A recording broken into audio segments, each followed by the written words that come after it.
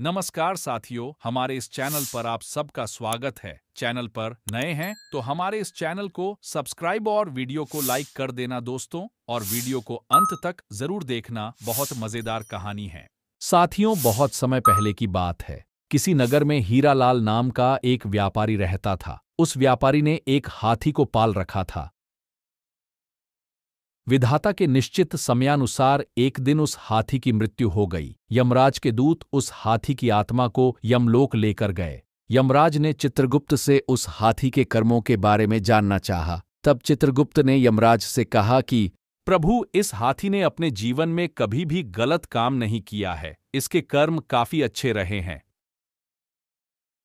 तब यमराज खुश होकर हाथी से कहने लगे कि हम तुम पर प्रसन्न हैं, क्योंकि तुमने अपने जीवन में हमेशा सत्कर्म ही किए हैं, इसीलिए मैं तुम्हें वापस पृथ्वीलोक पर भेजना चाहता हूं। हाथी ने यमराज से कहा कि हे प्रभु, यदि आप हमारे ऊपर प्रसन्न हैं तो हमें यह वर दीजिए कि इंसान हमारे ऊपर कभी भी शासन न कर सके। ये सुनकर यमराज काफी आश्चर्यचकित हो गए। उन्होंने हाथी से कहा कि हे गजराज, मनुष्य तो काफी बुद्धिमान प्राणी होता है, फिर तुम इसके साथ क्यों नहीं रहना चाहते? तब हाथी ने यमराज से कहा कि हे प्रभु, मैं ये नहीं चाहता कि कोई मनुष्य हम पर शासन करे, क्योंकि मनुष्य के साथ रहना हमारे लिए काफी कठिन है। ऐसा मैं इसलिए कह रहा हूँ क्योंकि ये लोग काफी होशियार होते हैं। यमराज ने हाथी से कहा कि ठीक है, यदि तुम्हारी बात सही निकली तो तुम जैसा कहोगे हम वैसा ही करेंगे, और यदि तुम्हारी बात झूठी निकली तो जैसा हम कहेंगे तुम्हें वैसा ही करना होगा। हाथी ने कहा कि मुझे मंजूर है। तब यमराज ने यमदूतों से कहा कि जाओ और इसके मालिक को यमलोक लेकर आओ। 4 दूत उस हाथी के मालिक को लेने के लिए पृथ्वीलोक पर गए। जब हीरालाल सो गया तो चारों दूतों ने चारपाई सहित उस हाथी के मालिक को लेकर यमलोक की तरफ बढ़ने लगे। हीरालाल की बीच में नींद खुल गई। उसने देखा कि मैं तो आकाश में हूं, और नीचे देखा तो जमीन ही गायब थी। तब हीरालाल ने यमदूतों से पूछा कि हमें कहां लेकर जा रहे हो? तब यमदूतों ने कहा कि हम आपको यमलोक यमराज के पास लेकर जा रहे हैं। तब हीरालाल ने कहा कि यमलोक तो लोग मृत्यु के बाद जाते हैं, मैं तो जिंदा हूं। तब यमदूतों ने कहा कि आज यमलोक में जिंदा इंसान की जरूरत है, इसीलिए हम तुम्हें यमलोक लेकर चल रहे हैं। हरिलाल काफी होशियार था। उसने काफी देर तक सोचा कि उसके दिमाग में अचानक एक आइडिया आया।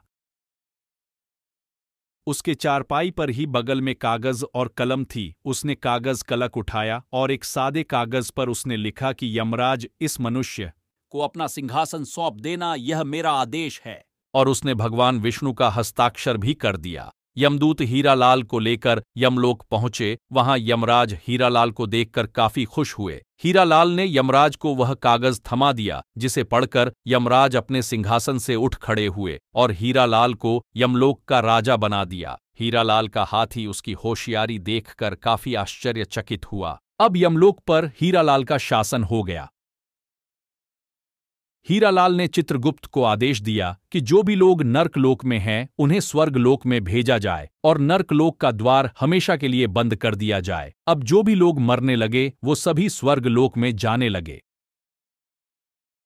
फिर यह बात भगवान विष्णु के पास पहुंच गई कि आखिर यमलोक का संतुलन क्यों बिगड़ रहा है, सभी लोग स्वर्ग जा रहे हैं। यह सोचकर भगवान विष्णु यमलोक पहुंच गए और देखा कि यमलोक के द्वार पर यमराज बैठे हुए थे। यह देखकर भगवान विष्णु ने यमराज से कहा कि यमराज, आप बाहर क्यों बैठे हुए हैं? तब यमराज ने भगवान विष्णु को हीरालाल द्वारा दी गई उस कागज को दिखाया, जिसमें लिखा हुआ था कि इस मनुष्य को यमलोक का सिंहासन सौंप दिया जाए, और नीचे भगवान विष्णु का हस्ताक्षर भी था। यह देखकर भगवान विष्णु हंसने लगे और यमराज से कहा कि तुमने किसी जिंदा मनुष्य को यमलोक में बुला लिया है क्या? तब यमराज ने कहा कि हाँ प्रभु, मैंने एक जिंदा मनुष्य को धरती से यमलोक में बुलाया है। तब भगवान विष्णु यमराज के साथ हीरालाल के पास पहुंचे।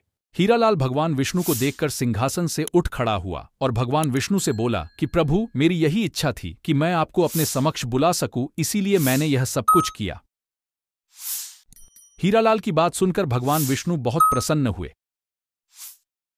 यमराज ने हाथी से कहा कि हे गजराज, आप जीत गए और मैं हार गया। उसके बाद यमराज ने हीरालाल को वापस पृथ्वीलोक पर भेज दिया